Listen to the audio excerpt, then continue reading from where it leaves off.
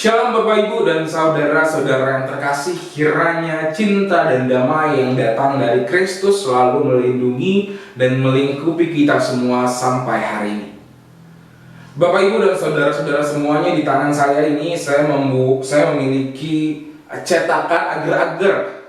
Biasanya saya gunakan cetakan ini untuk membuat agar-agar kalau misalkan saya lagi beraktivitas, lagi ngerjakan tugas misalnya, kalau lagi baca misalnya, saya butuh agar-agar sebagai cemilan saya, sebagai peneman saya untuk beraktivitas. Nah, saya yakin juga untuk sebagian orang dan bahkan semuanya mungkin jemaat di KJP Pamulang memiliki cetakan agar-agar dengan bentuk yang sama atau bahkan mungkin bentuk yang berbeda.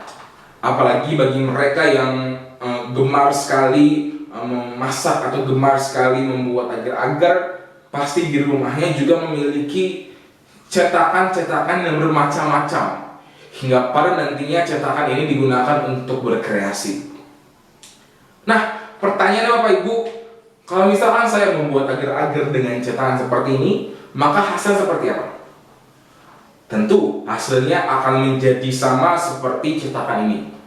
Kalau saya membuat agar-agar dengan cetakan segitiga, tentu cetakan tersebut akan berbentuk segitiga. Maka tidak mungkin kalau misalkan saya membuat agar-agar dengan cetakan ini, terus hasilnya itu segitiga besar. Tidak mungkin. Karena hasil agar-agar pasti berbanding lurus atau sama dengan cetakan yang dipakai. Nah, Bapak Ibu dan saudara-saudara semuanya, ilustrasi ini sebenarnya saya dorong dan saya angkat sebagai refleksi kita pada hari ini, karena kita yang merupakan gambar dan rupa dari Allah yang diambil atau yang tertulis di dalam Kejadian 1 ayat 26, sebenarnya itu dibentuk di dalam satu cetakan yang sama.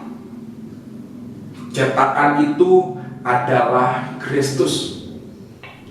Nah, untuk menguatkan argumen saya yang tadi dan untuk merefleksikan lebih dalam lagi perikop kita pada hari ini, kita akan belajar dan kita akan membacanya di dalam Kolose 1 ayat 15 sampai yang ke-16.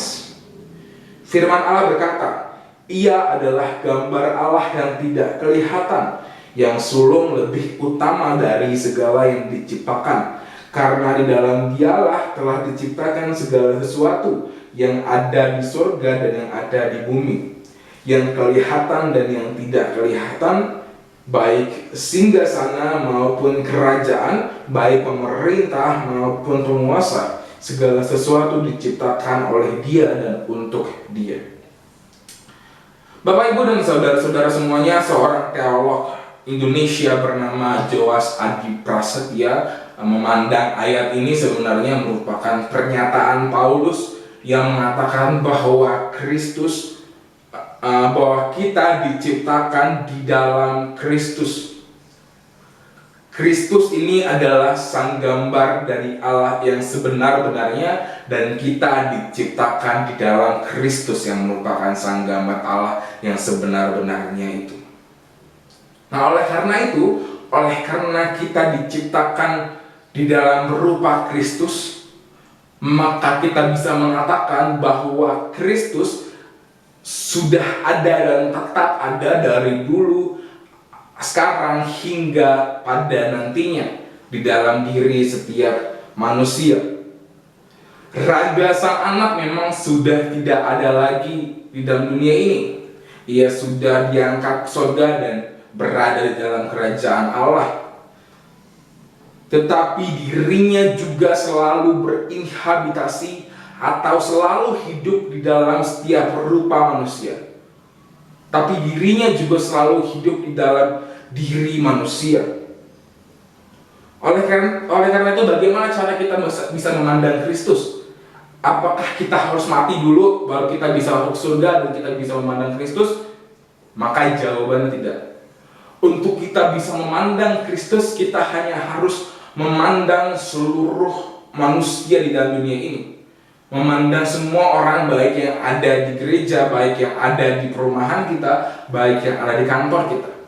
Dengan kita memandang mereka, kita juga sudah memandang Kristus.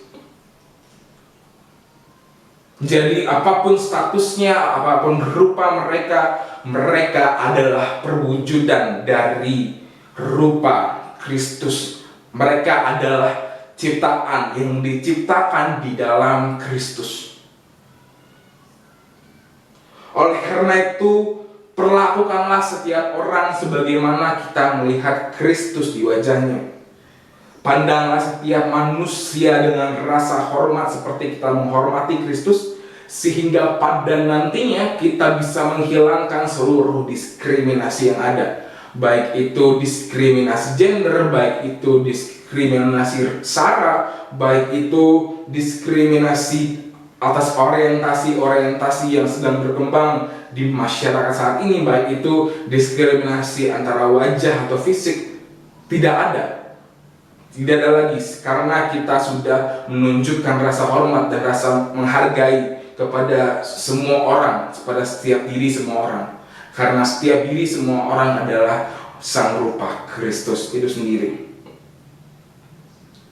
Dengan menghormati semua orang, dengan menghargai semua orang, kita juga belajar untuk menghargai karya Tuhan yang lainnya, yaitu ciptaan lain. Artinya dengan kita menghormati dan menghargai seluruh manusia, kita juga bisa menghormati dan menghargai ciptaan-ciptaan lainnya selain manusia, baik itu hewan atau tumbuh-tumbuhan, untuk menjaga alam di dunia ini. Layaknya Kristus yang menjadi sahabat bagi semua orang, kita yang merupakan rupa dari Kristus itu sendiri, kita yang merupakan manusia yang diciptakan di dalam Kristus, haruslah menjadi seperti Kristus yang menjadi sahabat bagi semua orang, yang menjadi pembawa damai bagi semua orang. Kiranya renungan ini dapat menjadi pedoman kita, dapat menjadi refleksi kita di pagi hari ini. Saya persilakan Bapak Ibu dan Saudara-saudara semuanya untuk berdoa secara pribadi, yang nantinya saya akan tutup di dalam doa bersama-sama.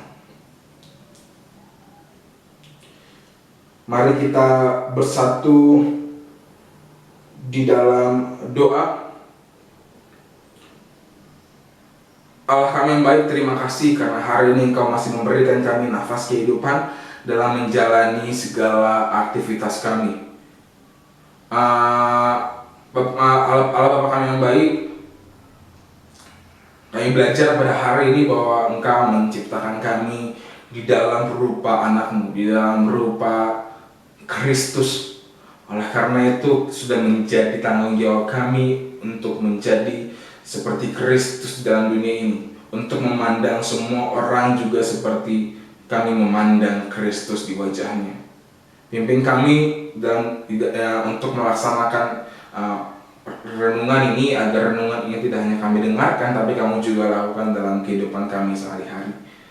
Hanya di dalam nama anak-Mu Tuhan Yesus Kristus kami berdoa dan mengucap syukur.